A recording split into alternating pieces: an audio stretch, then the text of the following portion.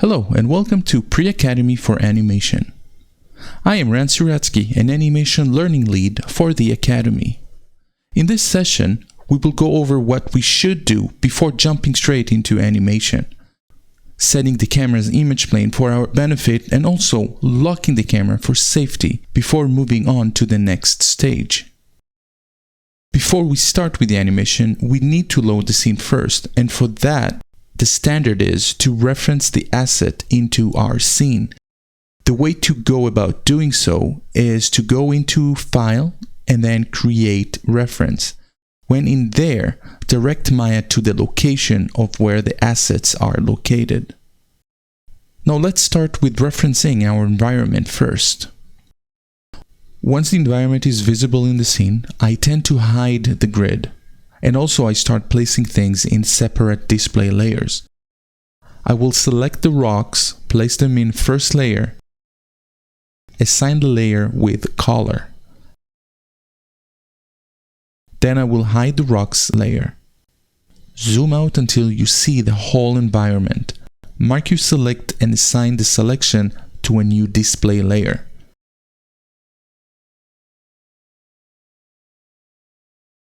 Assign color to it as well. So now we have this and we have the rocks. I then like to set the most relevant layer on top.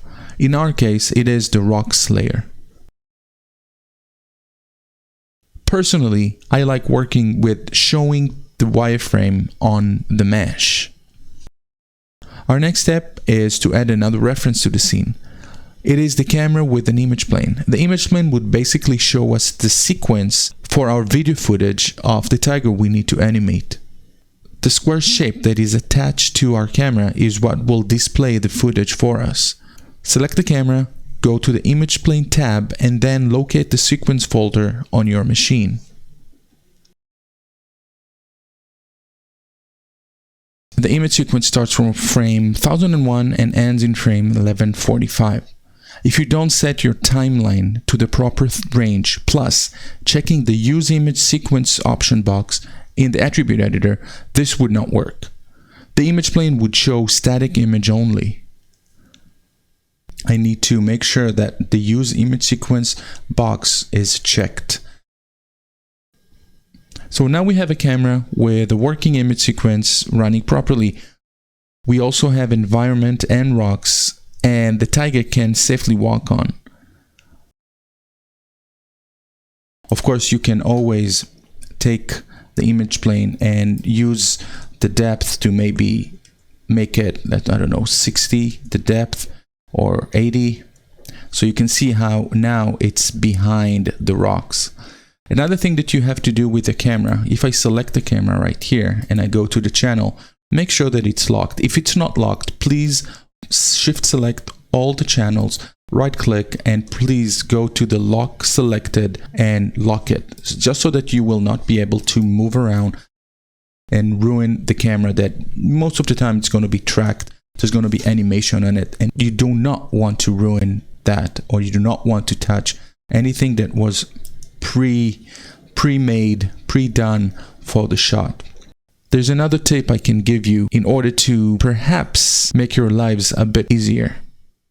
For that, let's create a free image plane. So go to Create Free Image Plane. Do you recognize the square that we had earlier? That is exactly what you think it is. So let's direct it to the same sequence frames and make sure that we check the Use Image Sequence box.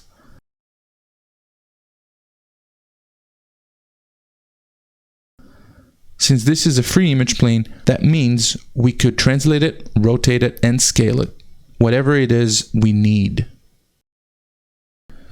One thing I like doing is to separate camera views to our render cam.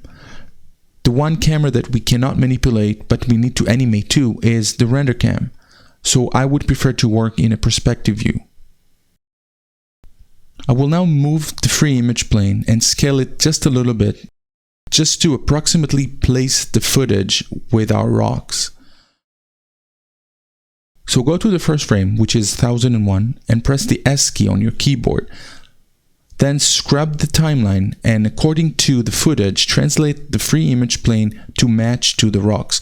Roughly decide on one line of the rock in the video and try matching it to our rock mesh.